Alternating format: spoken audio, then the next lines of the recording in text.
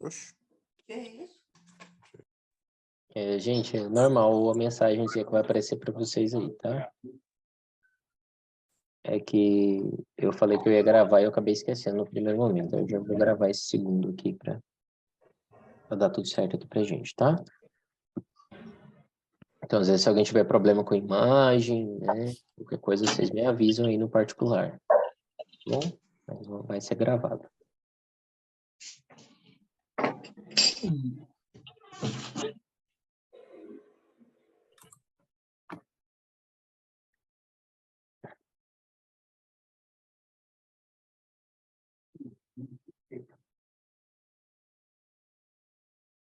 Vamos lá, vou compartilhar com vocês novamente a tela.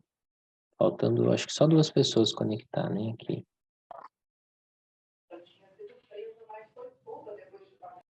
Beleza. Gente, ó, eu esqueci de colocar para gravar no primeiro momento, mas eu me comprometi a gravar o que a gente está fazendo aqui, né? Nosso estudo aqui, para depois conseguir colocar isso para todo mundo lá para estar estudando, tá bom? Então, se algum de vocês tiver problema com imagem, nome, essas coisas, vocês me avisam, tá? Dando andamento aqui, tá todo mundo me escutando, né? Pode dar só um...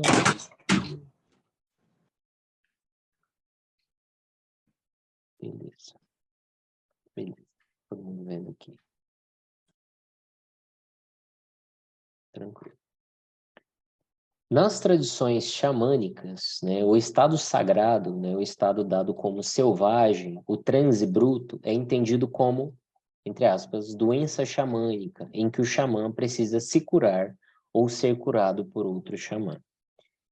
Eu estou lendo os tópicos, pessoal, e depois vocês passam lendo o capítulo todinho para vocês terem a visão de vocês, tá bom? Mas o que acontece quando ele faz essa citação aqui? Muitas das vezes, quando a gente chega no terreiro ali para desenvolver a mediunidade, não estou controlando as minhas incorporações, não estou conseguindo lidar com elas. O que acontece? Você precisa ser curado, você precisa aprender a lidar com os seus dons, né? Porque o dom mediúnico, ele não é uma penalidade, ele é algo bonito, é uma missão espiritual. Não necessariamente ela vem através do seu karma lidar com essa mediunidade, como a gente muito escuta, né? Eu tenho karma, eu tenho visão porque na outra vida lá eu ceguei o pessoal. Gente, isso aí já deu o que tinha que dar. Tá? Então, de agora para frente, o trabalho mediúnico, ele é algo que tem que ser gratificante ao médium, ele tem que ser prazeroso, ele tem que ser sagrado, né? Para quê? Para que não haja obrigatoriedade no cumprimento da sua missão. Porque enquanto houver a obrigatoriedade, eu preciso trabalhar mediúnico, senão minha vida vai dar merda. Eu preciso fazer. Gente, está errado. Se você está fazendo isso por medo, as coisas que vão fluir na sua vida, elas não vão ser do amor, elas vão ter um problema aí, né? E o problema, muitas das vezes, é como a gente aborda essas situações. É importante saber que, entre outras coisas, o ritual por si só domestica esse sagrado selvagem. Ponto-chave na dissertação de Bastide, que é a citação que ele faz acima, o ritual representa a lei, a ordem. Então, a doutrina mediúnica do desenvolvimento, que é o que a gente já está fazendo ali no terreiro, os médios estão tendo autorização para dar os seus passes, receber as suas entidades de frente, né? Mesmo que não haja essa consulta, existe por detrás toda uma organização, né? O médium ele está sendo trabalhado a energia do orixá Ogum, que é o orixá que trabalha o caminho, que trabalha, né, a vitória, as conquistas, é o orixá do aço, né? Quando vai passando, né, o tempo ali que a pessoa está trabalhando mediúnica, mesmo sem dar consulta, né, a pessoa só está dando passe ali, né, a entidade incorporada no médium, ele começa a ter a compreensão do que é aquele processo, ou seja, ele começa a trabalhar com a energia de Oxóssi, né? Então a gente muitas das vezes acha assim, meu caboclo é de Ogum e não trabalha as outras vezes. Meu amor, você está trabalhando todas as linhas de todos os orixás, no seu consciente, no seu inconsciente, no seu corpo físico, mental e na manifestação espiritual. A manifestação espiritual é o último passo. Isso aí é o que a gente menos tem que se preocupar. Só que muitas das vezes é o que a gente acha, né? Porque existem dogmas, preceitos que a gente já traz, né? Que é a nossa carpaça, nossa carapaça, eu acho que é assim que se pronuncia, anterior a essa manifestação dentro do terreiro. Então, a gente começa a movimentar aquele axé ali, o médium ele começa a exteriorizar. Então, vai ter gente que vai ter problema de noite, vai ter gente que vai ter problema para comer, problema no relacionamento, porque está sendo exteriorizado o que você já está carregando, né, para a gente acelerar esse processo de aprendizado e você começar a colher essas coisas. Às vezes você está colhendo ali neste ano mediúnico que você plantou há 10 anos atrás, né? Nos maus tratos, às vezes, que você fazia com a sua família, ou sei lá, com seus filhos, um exemplo. Né? Então, nós somos muito momentâneos, né? A gente é muito momentâneo, né? A Tati está fazendo um comentário que passa mal um dia sim, um dia não. E você vai ver que agora a gente vai falar disso, tá? Se não for nesse estudo, vai ser no próximo. O médium para de sofrer, não incorpora mais involuntariamente fora de hora e com o entendimento de que o dom mediúnico ele começa a entender, a interagir com esse universo. Então é normal o médium ali passar mal, né, ter problema, excesso de nervosismo. Por quê? Pensa aqui comigo, vamos imaginar aqui, imaginário de vocês. Nós estamos com um copo, eu vou encher esse copo com água potável, maravilhosa, todo mundo pode tomar dela, e vou colocar isso lá no tempo, lá, vou deixar lá no sol. Né? Se eu não colocar uma tampa, nada, o que vai acontecer? Vai começar a chegar mosquito, poeira, vai dar fungo, vai dar bactéria. E muitas das vezes nós já estamos carregando no nosso corpo físico, que é um copo com água, essas bactérias. E a gente precisa exterminar, a gente precisa esvaziar esse copo. Né? Onde, eu estou trabalhando mediúnico, mas eu estou passando mal. Né? O que está acontecendo? O que você está lidando no seu dia a dia que está te levando a ter esses sentimentos? Vamos começar a observar, porque a entidade ela vai começar a mostrar, eles não dão de mão beijada. Muitas das vezes a gente quer que venha de mão beijada, né? Que é bem mais fácil, né? Que eles falam, tá acontecendo isso aqui, vai lá e resolve. Mas muitas das vezes, cara, o que acontece? Eles te mandam uma intuição, ou não, ele não manda nada, ele manda um problema lá com a sua mãe. Nossa, minha mãe está estressada hoje, o que está acontecendo? Paciência, você precisa trabalhar um pouco mais de paciência com o próximo, com você mesmo, né?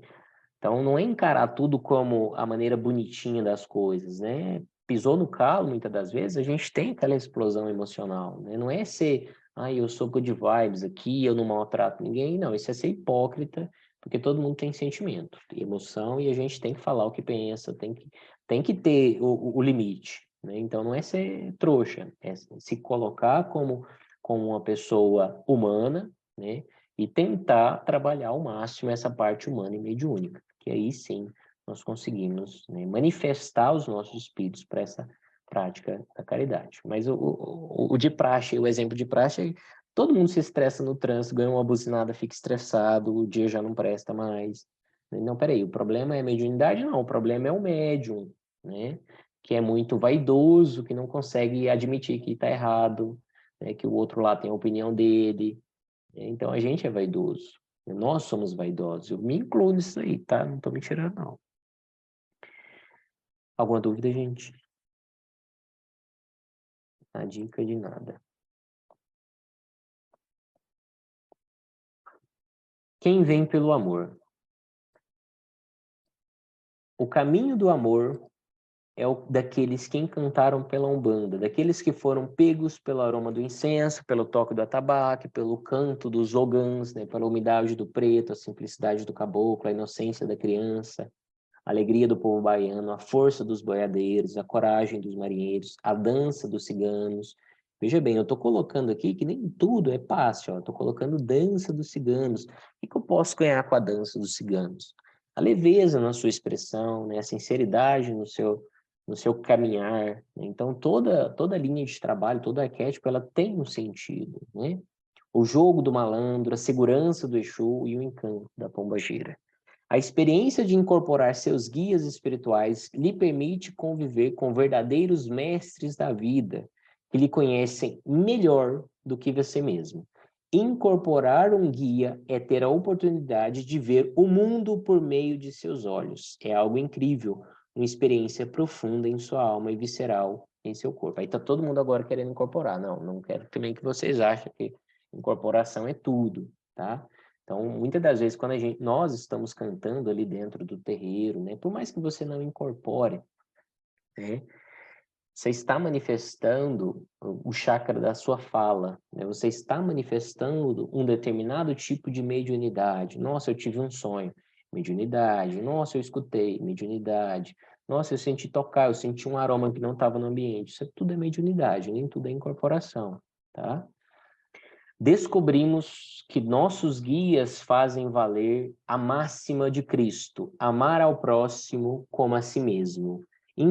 Incorporar é viver isso. Nossos guias nos amam e esta é a maior razão para eles se manifestarem por meio de nossa mediunidade. E ao contrário do que podem pensar algumas pessoas, eles nos ajudam sempre em primeiro lugar. Muitas das vezes a gente fala assim, mas eu só estou trabalhando incorporado, não está acontecendo nada. Gente, a entidade ali que está do lado, ela tem uma função mediúnica, né? Que é auxiliar a praticar esse processo de amor, né? Não sei se é outra pergunta, deixa eu ler aqui. É o processo de ansiedade, né? Ou crise de ansiedade, né? Falta de ar. Tô vendo estrela, tô suando, tô com a mão fria, tô trêmulo, não consigo fazer nada. Isso é um processo de mediunidade, tá? Então, nós temos os nossos chakras, né? E os nossos chakras, eles são sensíveis ao nosso emocional e ao nosso sentimental, tá? Então, na maioria dos casos, quando nós temos uma ansiedade, o que que acontece? É tremedeira, ataque cardíaco, suor nas mãos. Quem incorpora aqui sabe que é o mesmo sentimento. Dependendo do que você está incorporando, você pode ter problemas físicos, você sentir como se estivesse tendo um problema físico, né? Então, é natural. Então, o médium, muitas das vezes, mal trabalhado, ele vai falar assim, não, meu problema é minha mediunidade. E o que que ele vai fazer? Ele vai falar assim, ele não vai admitir que a culpa é dele de se preocupar com o dia de amanhã, ao invés de viver o hoje. Então, a gente fala assim, tá tendo processo de ansiedade, é mediunidade? É mediunidade. E o que que isso quer dizer? Quer dizer que você está com pressa para resolver o amanhã e esquece de resolver o hoje. Aí é onde tudo começa, né? Como diz a minha mãe, né? Com o perdão da palavra, tudo começa a embucetar, porque nada vai dar certo, né? Por quê? Porque a gente exagera em pensar no que vamos fazer no amanhã e esquecemos de agir no hoje, né? Tem um processo de Chico Xavier que ele fala assim, acho que foi até meu pai que contou isso.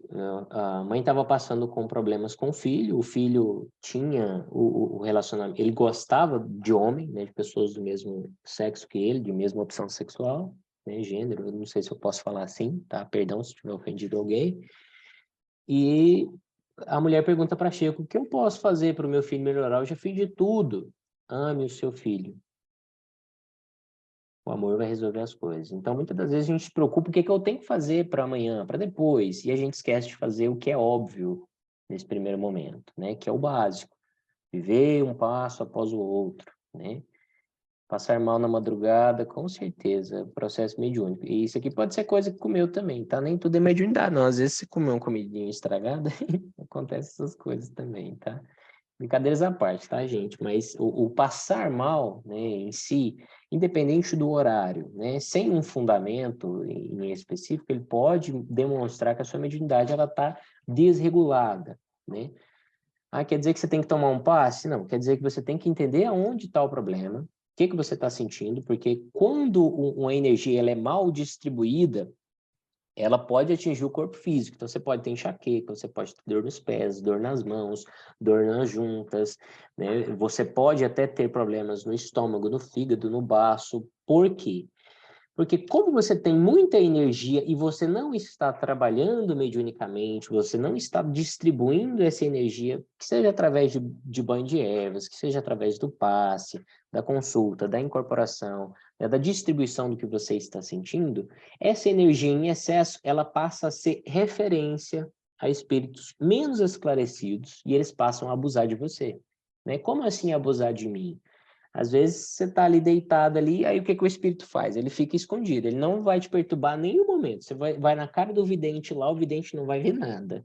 Por quê? Porque o espírito está lá na sua casa, escondido dentro do guarda-roupa, né? Só esperando naquele momento que você vai falar assim, eu tô com muita raiva do meu marido, da minha companheira, e aí ele vem e fica aqui do seu lado e fala assim, e aí?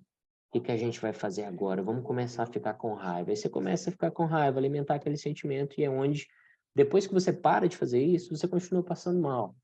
Por quê? Você está num quadro obsessivo, ao qual você precisa ter uma reforma íntima. Isso só foi exemplo, tá, Tawane? Não foi um fato verídico, tá? Isso é só um exemplo, tá bom? Apenas um adendo. Se é um bando, é um passo, verdade, autoconhecimento. Com certeza, isso mesmo. Eu vou ler aqui as mensagens, né? É sem consulta, hein, Tawane? Brincadeira, tá? Passou rápido, não pergunta. Sintomas físicos podem variar de acordo com a energia de cada guia? Sim. Entidade, eu vou dar um exemplo para mim, tá? Linha de caboclo, de Oxóssi, né, movimenta muito o chakra cardíaco na minha mediunidade. Então, eu tenho taquicardia quando eu tenho a sintonia do caboclo próximo. Se eu tiver no médico, o médico vai falar assim, meu filho, você está tendo um problema aí no coração e vai ter que operar. Vai ser óbvio que ele vai falar isso, porque meu ataque cardíaco, né, a arritmia cardíaca está muito mais acelerado, eu estou eufórico, a minha mão pode estar suando, né? Então, sim, cada entidade ela tem um trejeito e sintomas físicos no seu corpo, né? Você pode ter pensamentos, você pode ter arrepiões, né? Então, é um fato. Vasco levantou a mão e quer falar alguma coisa, Vasco?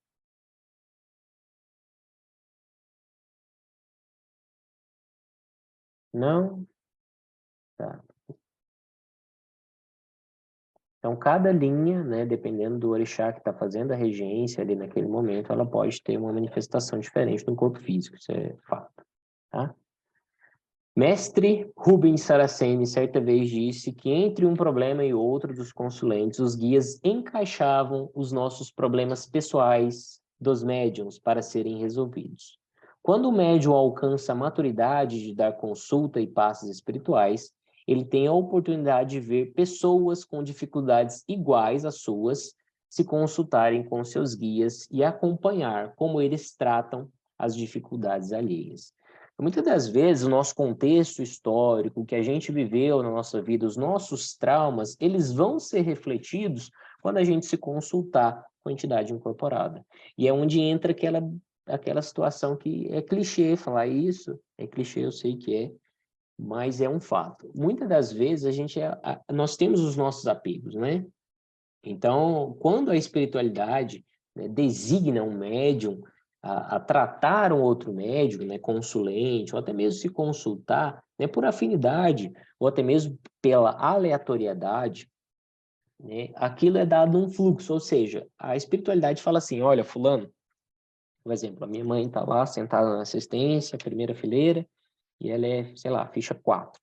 E ela foi chamada e ela vai lá e se consulta com Abraão. A energia daquele momento, tanto daquela pessoa que está sendo assistida, por mais que a entidade não abra uma palavra para consultá-la, já está sendo trabalhado. Então a gente costuma dizer assim, o trabalho mediúnico, ele começa sempre antes e ele sempre acaba depois do horário, né? Porque nós chegamos no terreiro, o trabalho mediúnico já está acontecendo. A espiritualidade já sabe quais espíritos adentrarão ali naquele momento. Não é porque eles são videntes, não é porque eles estão vendo o futuro, não. É porque já há um acordo energético entre os mentores daquelas pessoas que vão ali se consultar com os mentores da casa. Então, se o mentor, que muitas das vezes pode não incorporar, ele transita espiritualmente. Então, ele fala assim, ó, fulano, você vai lá no terreiro do Abraão, um exemplo. Você vai lá no terreiro do Pai Benedito. Aí ele vai lá no terreiro do Pai Benedito e fala, olha, Pai Benedito, eu vou trazer aqui o meu filho e eu preciso que ele tome passe com fulano. Não precisa falar nada para ele, não. Ele precisa aprender que ele precisa aprender muito mais com o silêncio do que com a fala. Ele precisa aprender muito mais com aquele livro que está sendo lido ali no começo, né, com aquele ponto cantado que está sendo entoado ali no terreiro, do que com o que ele quer. Vamos começar a tirar a vaidade dele. Né? Então, os mentores, eles vão fazendo isso, eles fazem esse jogo, por isso que a entidade sempre sabe. Acabou o trabalho mediúnico ali da assistência, 10 horas, né? 10h30, um exemplo, o trabalho continua, né? Então, tem entidade que vai ali, depois que acaba a assistência, adentrar naquele templo ali, limpar as cadeiras, que o pessoal estava pensando besteira ali na assistência, limpar dentro do terreiro, do pessoal que entrou ali, dos miasmas que ficaram. Então, o trabalho ele sempre está acontecendo. Por isso que a gente fala, meu amor, você não é médium somente dentro do terreiro, você é médium dentro da sua casa, quando você está grilado com o filho, com o esposo, sei lá, com o serviço, você está sendo médium. Você está permitindo lidar com aquela energia, seja através da sua fala, da sua manifestação, né? Então, não existe uma possessão, tá? Esquizofrenia já é outra situação, né? Existem casos e casos, né? Eu vou fazer uma pergunta aqui para o meu pai. Pai, era Zélio que ia no manicômio, não era? Zélio ia no manicômio e o, Zélio, ele foi tratado no início da mediunidade dele como louco, né? Que levaram ele para o manicômio e aí um senhor receitou, indicou para ele uma senhora que recebia o tio Antônio. Aí levou ele lá, fez um tratamento e pegou e falou que ele tinha que se tratar, porque ele tinha uma caminhada espiritual. Aí o tio dele que levou ele na Federação Espírita, né? Graças ao tio dele que ele foi curado, né? Porque o que ele sentia só era manifestação mediúnica. Então, existem casos esquizofrênicos que são reversíveis, né? Isso estando no início daquele processo. Porque nós entendemos que as sinapses neurais, cientificamente comprovado, se elas são danificadas, aquela sinapse ela não retorna, né? Então, se por um processo esquizofrênico, por uma obsessão excessiva, pode ser um caso extremamente irreversível. Pode ser obsessão, né? Muitas das vezes a família, a religião não aceita, né, o mundo espiritual e a pessoa está vendo, está conversando e aí começa a surtar, entrar num processo de esquizofrenia. Então, existem casos e casos. Os relatos, né, de que o Zélio, muitas das vezes, ia no manicômio, né, isso, o caboclo falava, ó, esse filho é reversível, esse filho não é, esse aqui tem cura, esse não tem. Então, existem situações mediúnicas que são reversíveis e existem situações que não são reversíveis. Então, vão ter situações que são provocadas por aquela pessoa, né, que é vivente, né, oriunda do karma dela, né, das escolhas que ela fez nessa vida, e existem situações que podem ser processos de magia negativa. A pessoa fez um feitiço e aquele espírito está ali perturbando, né? A Gabriela fez uma pergunta. Isso é só com os médios que podem acontecer? Não. Existe uma frase aí, eu vou falar, você deve ter escutado. Todo mundo é médium, né? E isso é verdade, sim, mas isso não quer dizer que seja obrigatório o desenvolvimento, né? A obrigatoriedade do desenvolvimento, mas isso pode acontecer com qualquer pessoa.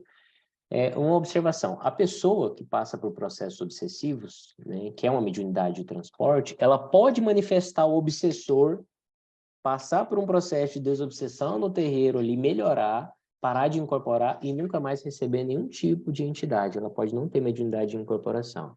Isso eu aposto que a grande maioria não sabia. Então, a pessoa pode incorporar o obsessor, mas não necessariamente incorporará uma entidade de trabalho.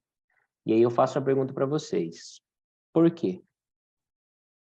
Aí agora eu quero que o pessoal responda para a gente fechar hoje aqui, para ver se a coisinha já está fluindo aqui.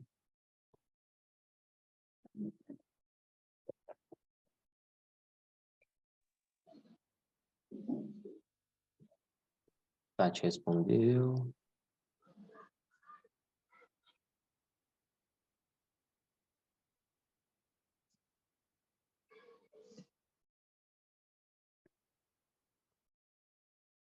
Mais alguém quer falar alguma coisa? Tem que ser um de cada vez, hein? Porque senão vai tumultuar aqui e fica uma loucura só. Gente, brincadeiras à parte, o que que acontece? Quando a gente diz assim que a mediunidade de incorporação é isso, a mediunidade de incorporação ela é um processo muito bonito, porque você está cedendo aquele momento da sua encarnação na Terra, né, que são horas preciosíssimas, para ceder para o processo de caridade, né? É o que a gente tanto fala, pô, mas vai perder tempo? Perca tempo em um terreiro de qualidade, não perca tempo pedindo malfeitorias para o próximo.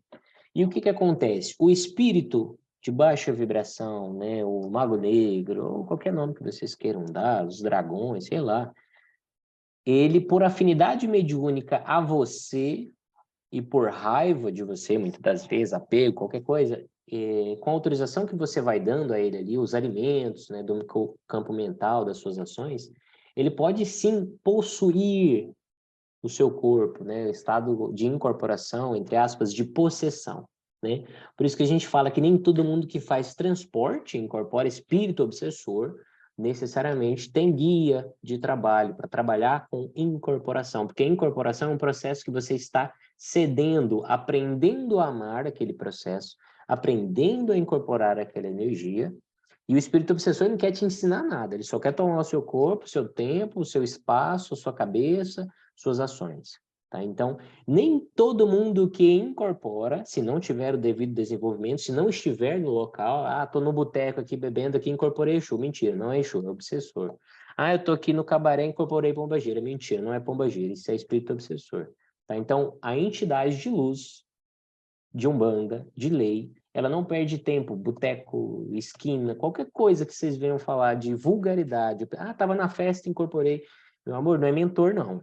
Isso é espírito obsessor que quer te passar vergonha e usar disso daí para você ser um pouquinho na sua cabeça melhor do que os outros, as pessoas terem medo de você. Então, incorporação é muito sério, tá? Então, viu qualquer um incorporando, não quer dizer que tem que ir no terreiro desenvolver, não. Tem que desobsediar, e se a pessoa quiser desenvolver, ela vai ser desenvolvida, tá? O processo de mediunidade é um processo de parceria, tá? Ao qual a gente é parceiro da entidade, tá bom? Então, muitas das vezes, quando nós começamos o nosso desenvolvimento mediúnico, né, você pode ter incorporação de uma maneira e depois você ter de uma outra maneira. Sua entidade vem de um jeito, depois ela começa a ver de outro, depois ela pode mudar o tom de voz. Por quê? Porque as coisas vão caminhando, vão existindo alterações, tá? Alguém quer fazer alguma pergunta? Nós vamos encerrar agora. Nós fizemos a leitura de 4 capítulos. Leitura não, né, gente? Eu falo bate-papo, mas aí acaba que só eu falo. Mas eu espero que todo mundo tenha entendido. E se tiver qualquer dúvida, gente, por menor que seja, eu quero que vocês fiquem à vontade para fazer. Não interessa se você acha que vai passar vergonha, gente, não vai passar vergonha, tá? Sim. Beleza.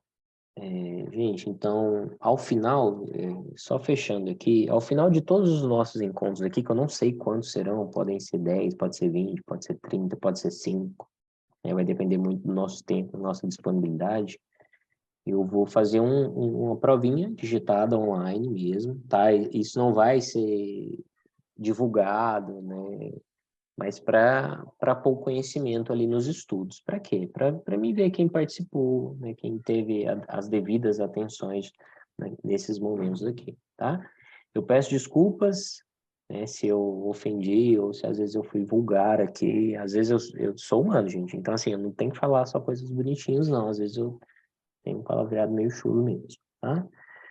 Primeiro passo para entrar na linha de Umbanda é querer. É o primeiro passo. Boa vontade, né?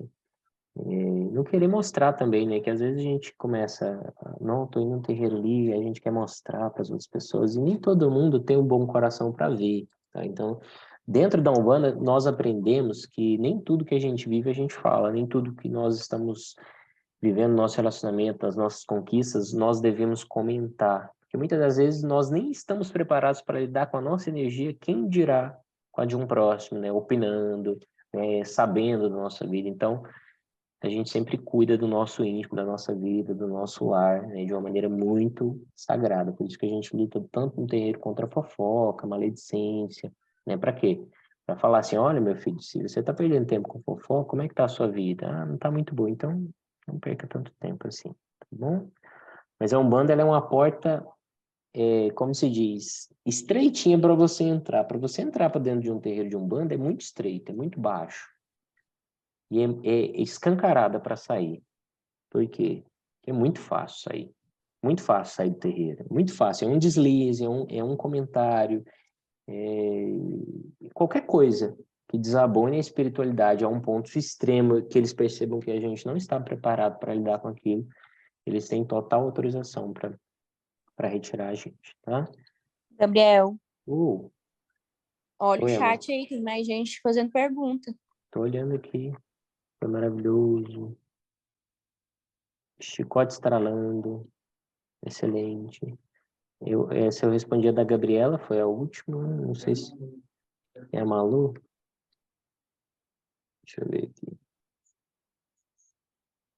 Como o médium pode entender melhor o que é um médio de transporte? Mediunidade de transporte é a facilidade que a gente tem de interpretar o campo emocional, né, de outra pessoa. Então, o que é o médio de transporte? O médio de transporte é aquele cara que fala assim, nossa, bom dia, tudo bem? Rapaz, mas que dor de cabeça. Aí você pergunta pro fulano, a dor de cabeça é dele. Né? É o médio esponja. Né? Muitas das vezes você acaba pegando do outro sem você perceber. Então, a pessoa que pega muita coisa do outro, né, ela tem que começar a entender isso. É mediunidade de transporte, cara. Pode ser uma criação do campo mental da pessoa? Pode ser. Mas na maioria dos casos, né, mediunicamente falando, é mediunidade de transporte, que é ceder o seu corpo físico, mental e espiritual, né, por tempo determinado para a manifestação de um espírito que você nunca viu na vida. Ele não vai dar nome, ele não vai dar ponto de escada, ele não vai firmar, ele não vai desenvolver em você, ele vai passar, deixar o recado e vai embora. Às vezes nem vai falar nada, você vai fazer a limpeza dele.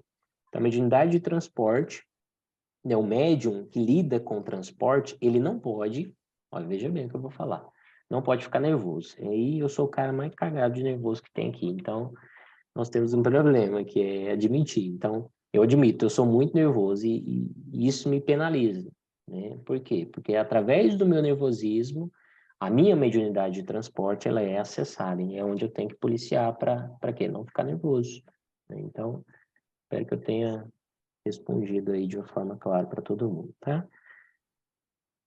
Gente, é isso. Eu peço desculpas pela demora no comecinho, mas até a gente interpretar, a internet aqui onde eu tô não é a mesma do lado de casa, então demora um pouquinho mesmo, tá? Tudo certo com todo mundo? Sim.